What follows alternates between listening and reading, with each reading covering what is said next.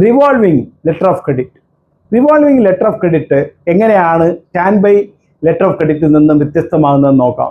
Revolving letter of credit എങ്ങനെയാണെന്ന് പറഞ്ഞാൽ stand by letter of credit പോലെയല്ല. സ്റ്റാൻഡ് ബൈ ലെറ്റർ ഓഫ് ക്രെഡിറ്റിൽ എങ്ങനെയാണെന്ന് പറഞ്ഞാൽ നമ്മൾ സാധനത്തിൻ്റെ മൂവ്മെൻറ്റ്, നമ്മുടെ പ്രോഡക്റ്റിൻ്റെ മൂവ്മെൻറ്റ് അതിൽ വലിയ ഇമ്പോർട്ടൻ്റ് അല്ല, അത് നമ്മൾ ആ ക്ലെയിംസുമായിട്ട് ബന്ധമില്ല.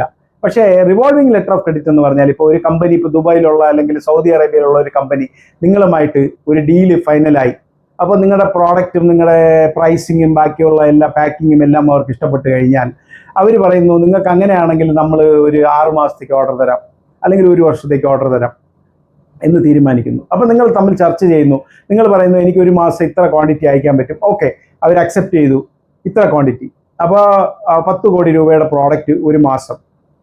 അങ്ങനെ നമ്മൾ 6 മാസത്തേക്ക് 60 കോടി രൂപയുടെ പ്രോഡക്റ്റ് സപ്ലൈ ചെയ്യാമെന്ന് നമ്മൾ SPA എഴുതിയിട്ട് നമ്മളൊരു കോൺട്രാക്റ്റ് അവരുമായിട്ട് ഉണ്ടാക്കി കഴിഞ്ഞാൽ അവർ പറയുന്നു നമ്മൾ റിവോൾവിംഗ് ലെറ്റർ ഓഫ് ക്രെഡിറ്റ് തരാം.